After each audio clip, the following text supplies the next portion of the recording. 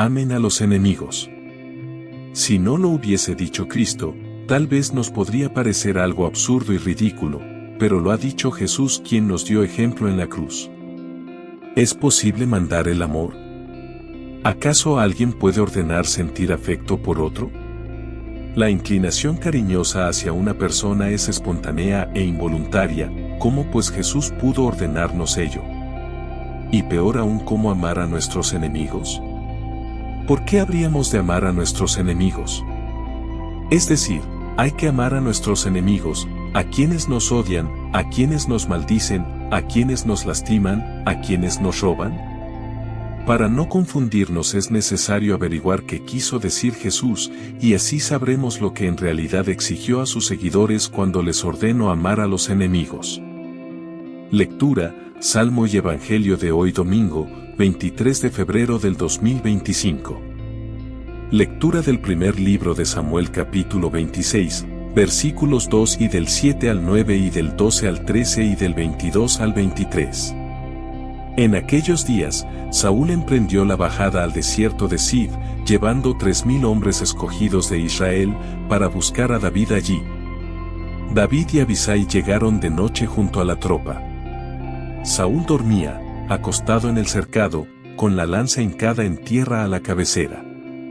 Abner y la tropa dormían en torno a él. Abisai dijo a David: Dios pone hoy al enemigo en tu mano. Déjame que lo clave de un golpe con la lanza en la tierra. No tendré que repetir. David respondió: No acabes con él, pues ¿quién ha extendido su mano contra el ungido del Señor y ha quedado impune? David cogió la lanza y el jarro de agua de la cabecera de Saúl, y se marcharon. Nadie los vio, ni se dio cuenta, ni se despertó. Todos dormían, porque el Señor había hecho caer sobre ellos un sueño profundo. David cruzó al otro lado y se puso en pie sobre la cima de la montaña, lejos, manteniendo una gran distancia entre ellos, y gritó: Aquí está la lanza del rey. Venga por ella uno de sus servidores, y que el Señor pague a cada uno según su justicia y su fidelidad.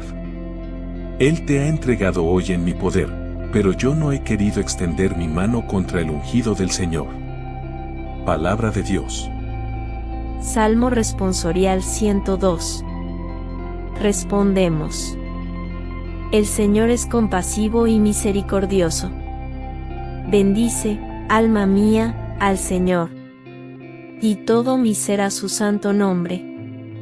Bendice, alma mía, al Señor, y no olvides sus beneficios. Respondemos: El Señor es compasivo y misericordioso. Él perdona todas tus culpas y cura todas tus enfermedades. Él rescata tu vida de la fosa y te colma de gracia y de ternura. Respondemos: El Señor es compasivo y misericordioso. El Señor es compasivo y misericordioso, lento a la ira y rico en clemencia.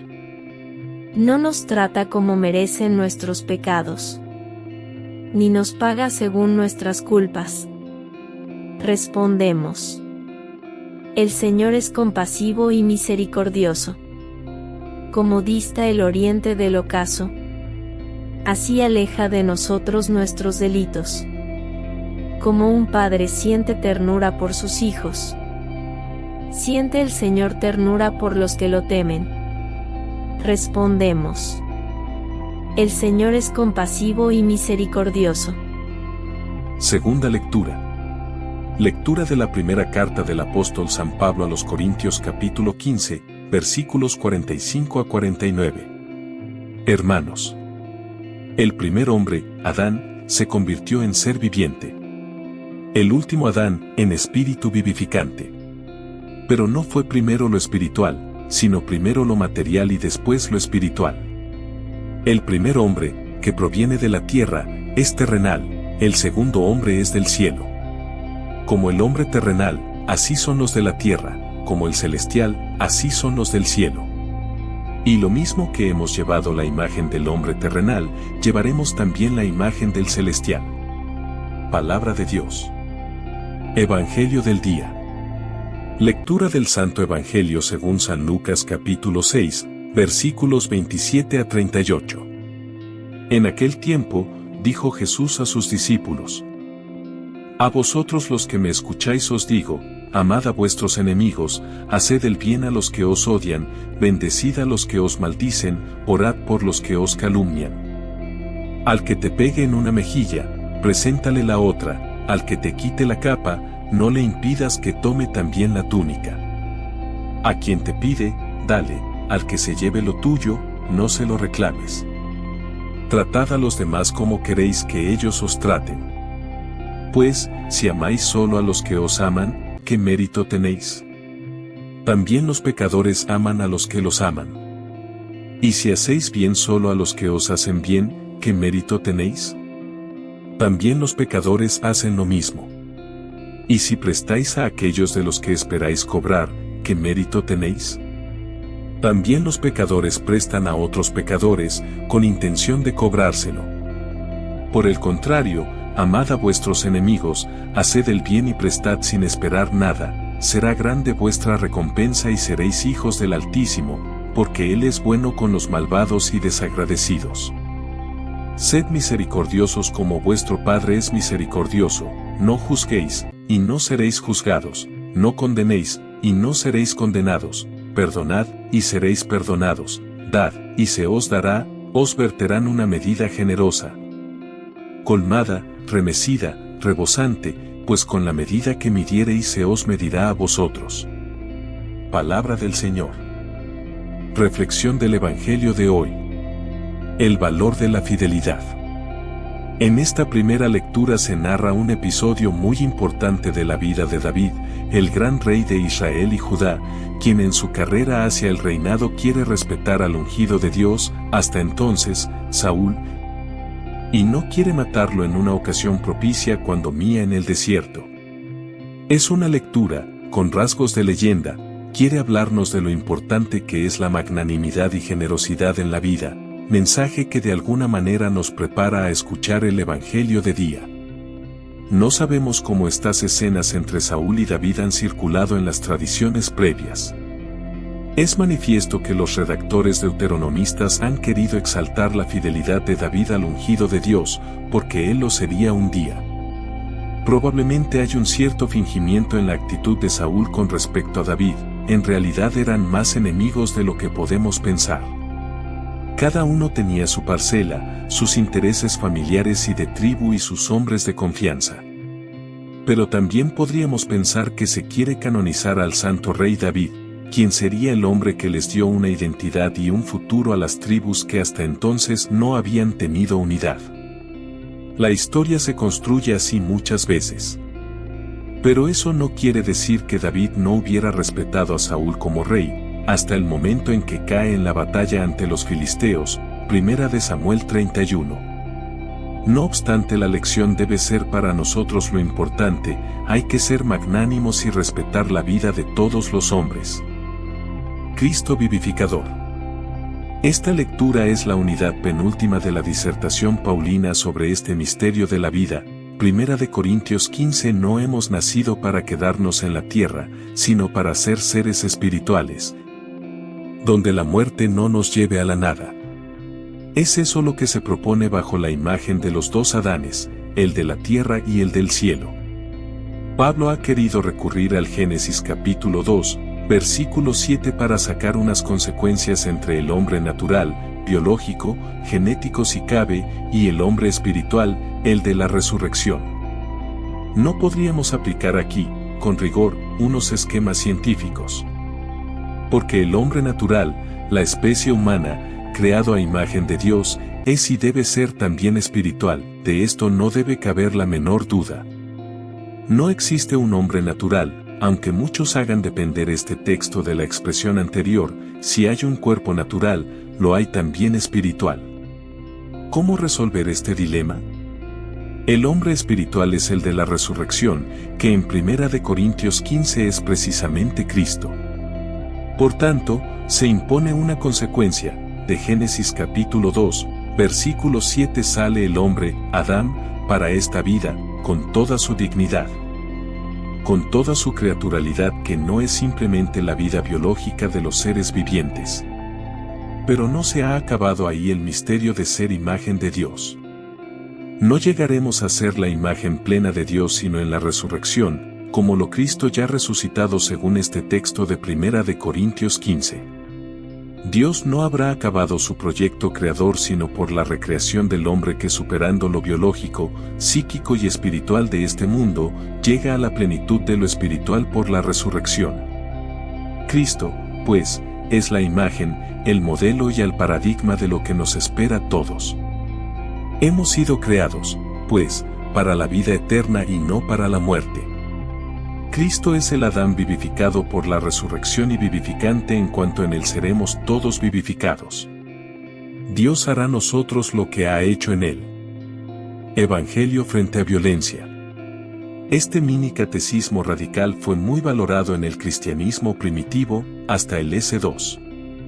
Se recoge en el Evangelio O, de ahí lo toma Mateo y Lucas, y algo también en el Evangelio de Tomás y en Didache. Se ha dicho que la regla de oro es como el elemento práctico que encadena estos dichos, aunque no sea lo más original ya que tiene buenas raíces judías: no hagas a nadie lo que no quieras que te hagan a ti. Lucas, no obstante, propondrá como fuerza determinante el sed misericordiosos como Dios es misericordioso. Algunos especialistas intuyen que estas palabras eran como catecismo de los profetas itinerantes. No es el momento de discusiones intrincadas para reconstruir el tenor original de las palabras de Jesús, tal como fueron vividas e interpretadas en los 2 primeros siglos. Desde luego aquí se refleja mucho de lo que Jesús pedía a quien le seguía. Su mensaje del reino de Dios implicaba renuncia al odio, a la violencia y a todo lo que Dios no acepta. Se trata, junto con las bienaventuranzas, del centro del mensaje evangélico en su identidad más absolutamente cristiana, en exigencia más radical, en cuanto expresa lo que es la raíz del evangelio. Y la raíz es aquello que da vida a una planta, que recoge el humus de la tierra. Frecuentemente, cuando se habla de radical se piensa en lo que es muy difícil o heroico. Si fuera así el cristianismo, entonces estaríamos llamados casi todos a una experiencia de fracaso. Por el contrario, en las exigencias radicales y utópicas del sermón es cuando el cristiano sabe y experimenta qué camino ha elegido verdaderamente. Y no es lo importante la dificultad de llevar todo esto a la praxis, sino saber identificarse con el proyecto de Jesús, que es el proyecto de Dios. Por eso mismo, el amor, incluso a los enemigos. El renunciar a la violencia cuando existen razones subjetivas e incluso objetivas para tomar disposiciones de ese tipo es una forma de poner de manifiesto que el proyecto de evangelio se enraiza en algo fundamental. Nadie ha podido proponer algo tan utópico, tan desmesurado, como lo que Jesús les propone a hombres y mujeres que tenían razones para odiar y para emprender un camino de violencia. La sociedad estaba dominada por el Imperio de Roma y unas cuantas familias se apoyaban en ello para dominar entre el pueblo. La pobreza era una situación de hecho, las leyes se imponían en razón de fuerzas misteriosas y poderosas, de tradiciones, de castas y grupos. El mensaje de Jesús no debería haber sido precisamente de amor y perdón, sino de revolución violenta. Y no es que Jesús no pretendiera una verdadera revolución, su mensaje sobre el reino de Dios podía sonar en tonos de violencia para muchos. Pero ¿cómo es posible que Jesús pida a las gentes que amen a los enemigos? Porque el reino se apoya en la revolución del amor, así es como el amor del reino no es romanticismo, así es como el reino es radical, así es como el evangelio no es una ideología del momento, sino mensaje que perdura hasta nuestros días. Jesús quería algo impresionante, y no precisamente irrealizable a pesar de la condición humana. Es posible que durante mucho tiempo se haya pensado que la práctica del sermón de la montaña o del llano no es posible llevarla a cabo en este mundo y se considere que su utopía nos excusa de realizarlo. Pero utopía no quiere decir irrealizable, quiere decir que está fuera de la forma común en que nos comportamos los hombres. El amor a los enemigos y la renuncia a la violencia para hacer justicia es lo que Dios hace día y noche con nosotros.